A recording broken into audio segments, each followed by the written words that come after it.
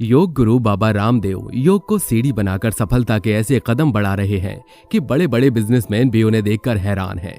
वैसे ये बात सही है कि बाबा रामदेव के पहले हमारे देश की योग विद्या ज्यादा प्रचलन में नहीं थी। लोगों के दिमाग में केवल यही बात बैठी थी कि योग और ध्यान करना तो साधु और सन्यासियों के बस की बात है। एक आम इंसान के लिए योग का ज्यादा महत्व नहीं है, लेकिन बाबा रामदेव ने योग को करिश्माई तरीके से लोगों के घर घर तक पहुंचा दिया। जिस योग को साधु सन्यासी ध्यान के माध्यम से केवल ईश्वर की प्राप्ति का साधन मानते थे, बाबा रामदेव ने उस योग के ज्ञान को लोगों की सेहत से जोड़कर रोजमर्रा की जरूरत बना दिया, लोगों के दिलों में अपनी जगह बना ली थी। लेकिन आज बाबा रामदेव का बिजनेस व्यापार की दुनिया में बड़े बड़े लोगों को टक्कर दे रहा है। हमारे आज के वीडियो में आखिरी तक बने रहिएगा। आज की कहानी इंटरेस्टिंग होने के साथ साथ इंस्पिरेशनल भी है।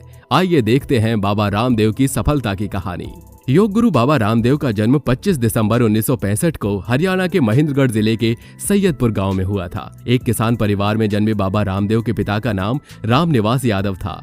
इनकी मां का नाम गुलाबो देवी था। इनकी मां एक हाउसवाइफ थी। बाबा रामदेव की आरंभिक शिक्षा दीक्षा हरियाणा के एक सरकारी स्कूल में ही हुई। बाबा रामदेव का असली नाम रामकृष्ण यादव है। स्कूल की परीक्षा पूरी करने के बाद हरिद्वार के गुरुकुल कांगड़ी में उन्होंने एडमिशन ले लिया। इस विश्वविद्यालय में उन्होंने अध्ययन करते हुए धर्म, वेद, साहित्य के साथ साथ योग का भी विस्तृत ज्ञान हासिल किया। अक्सर लोग पढ़ाई पूरी करने के बाद नौकरी की तलाश करते हैं, लेकिन बाबा रामदेव ने तो पढ़ाई पूरी करने के बाद संन्यास ले लिया और कालवा के एक गुरुकुल में योग की शिक्षा देने लगे। साल 1995 में उन्होंने हरियाणा के कनखल में दिव्य योग मंदिर ट्रस्ट की स्थापना की। इसके बाद उनका योग सिखाने का कार्यक्रम आस्था चैनल पर सुबह 5 बजे रोज प्रसारित होने लगा। जिन लोगों को सुबह रोज जल्दी उठने की आदत थी और वो एक्सरसाइज करने या टहलने के आदी थे, उनमें से बहुत से लोग धीरे धीरे बाबा रामदेव की योग क्रियाओं से जुड़ते चले गए और उनके साथ उनके परिवार वाले भी जुड़ते चले गए। आस्था चैनल के माध्यम से बाबा रामदेव देश विदेश के घरों में लोकप्रिय हो गए। उनकी पॉपुलैरिटी उनकी योगिक क्रियाओं की वजह से बढ़ती चली गई, क्योंकि लोगों को उनकी क्रियाओं से फायदा भी हो रहा था और बाबा रामदेव घरों घर चर्चा का विषय बन गए। आस्था चैनल पर प्रसारित होने वाले इनके इस कार्यक्रम में लोगों की संख्या बढ़ने लगी। धीरे धीरे बाबा रामदेव के जगह जगह शिविर आयोजित होने लगे और उनके शिविर में योग करने वाले लोगों की भीड़ जुटने लगी। लोगों में बाबा रामदेव की डिमांड बढ़ती जा रही थी। लोगों पर बाबा रामदेव का प्रभाव इतना बढ़ गया था कि उनके शिष्य भी आम लोगों के बीच रहकर योग सिखाने का काम करने लगे। उनके साथ आचार्य बालकृष्ण और आचार्य करमवीर भी इस ट्रस्ट में बाबा रामदेव के साथ जुड़े थे। साल 2006 में बाबा रामदेव ने हरिद्वार में ही पतंजलि आयुर्वेद की स्थापना की। आचार्य बालकृष्ण के साथ पतंजलि आयुर्वेद की स्थापना करने के बाद बाबा रामदेव ने बिजनेस की दुनिया में जब अपने कदम बढ़ाना शुरू किए तो उनके साथ सफलता कदम ताल करने लगी। लेकिन इसके साथ ही विवाद भी जुड़ते चले गए। दरअसल कभी अपने आप को केवल योग सिखाने तक सीमित रखने वाले बाबा रामदेव अब दूसरे अन्य मुद्दों पर बोलने लगे थे, जिसके चलते योग के अलावा दूसरे मामलों पर भी उनकी चर्चा होने लगी। एक रिपोर्ट के मुताबिक आज बाबा रामदेव की कुल संपत्ति लगभग 190 अरब डॉलर है, यानी लगभग 1400 करोड़ रुपए। आज बाबा रामदेव केवल योग गुरु नहीं रहे, बल्कि पतंजलि आयुर्वेद के रूप में एक फास्टेस्ट ग्रोइंग FMCG कंपनी के मालिक भी हैं। बाबा रामदेव की संपत्ति में मुकुट की मणि बना है हरिद्वार में मौजूद पतंजलि योग पीठ। पतंजलि योग पीठ एक बड़ी प्रयोगशाला है, जहां योग के माध्यम से लोगों को उनकी सेहत का लाभ दिया जाता है। इस पतंजलि योग पीठ में लगभग 300 लोगों के एक साथ इलाज करने की सुविधा है। यहाँ एक मल्टी स्पेशलिटी हॉस्पिटल भी तैयार किया गया है। आज की तारीख में केवल पतंजलि योग पीठ की कीमत ही 1000 करोड़ से ज्यादा आंकी गई है। इस क्षेत्र में एक योग रिसर्च सेंटर, आयुर्वेदिक फार्मेसी, एक विश्वविद्यालय, कॉस्मेटिक आइटम्स बनाने का एक कारखाना और फूड पार्क भी तैयार किया गया है।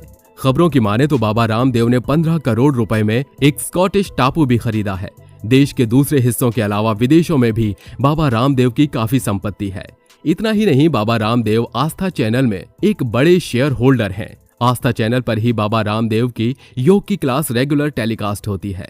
करोड़ों की संपत्ति के मालिक बाबा रामदेव का कहना है कि वो एक बहुत ही साधारण जिंदगी जीते हैं। अगर आप ये सोचते हैं कि बाबा रामदेव के पास आई हुई इतनी दौलत उनके योग विद्या की देन है, तो जरा 1 मिनट रुक जाइए। बाबा रामदेव ने योग के जरिए लोगों के दिलों में तो जगह बनाई ही है, लेकिन इसके बाद बाबा रामदेव ने जैसे ही आयुर्वेदिक प्रोडक्ट की फैक्ट्री शुरू की तो उन्होंने एफएमसीजी सेक्टर में फूड और कॉस्मेटिक आइटम को बनाना शुरू किया। लोगों के खाने के साथ साथ खूबसूरती की आदतों को ध्यान में रखकर उन्होंने बाजार में मिलने वाले प्रोडक्ट्स के कंपटीशन में अपने प्रोडक्ट्स उतारे और पतंजलि के पर्सनल आउटलेट्स के जरिए इन प्रोडक्ट्स की बिक्री भी शुरू की। बाबा रामदेव का फंडा है कि प्रोडक्ट में क्वालिटी भर दो, इसके बाद मार्केटिंग और एडवर्टीजमेंट्स पर ज्यादा खर्चा ना भी करो तो भी प्रोडक्ट्स बाजार में दौड़ जाता है।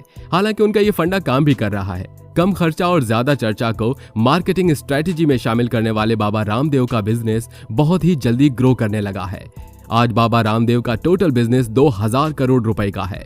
इकोनॉमिकल ईयर साल 2012 में बाबा रामदेव का कारोबार 450 करोड़ का था, जबकि साल 2014 के वित्तीय वर्ष में यह कारोबार 1200 करोड़ रुपए का हो गया।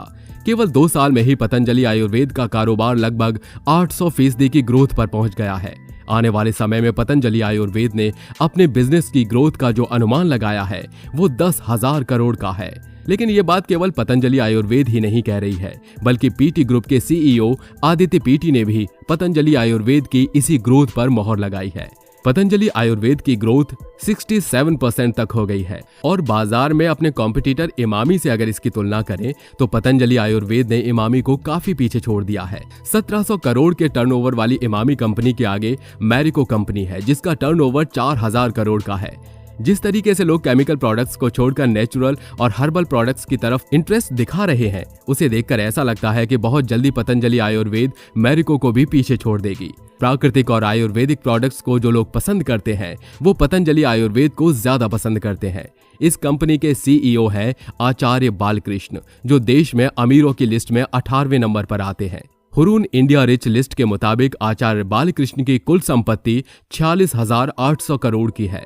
पतंजलि आयुर्वेद की स्ट्रेटेजी को तैयार करने और हर्बल प्रोडक्ट्स के सेगमेंट को प्रॉपर्ली मैनेज करने में आचार्य बालकृष्ण का एक अहम रोल है। इस कंपनी के बाबा रामदेव के बाद दूसरे नंबर पर आचार्य बालकृष्ण का नाम आता है। लेकिन एक जानकारी के मुताबिक पतंजलि आयुर्वेद में आचार्य बालकृष्ण की 94% हिस्सेदारी है। यही नहीं, आचार्य बालकृष्ण पतंजलि समूह की तरफ से एस्टेब्लिश पतंजलि विश्वविद्यालय के कुलपति भी हैं।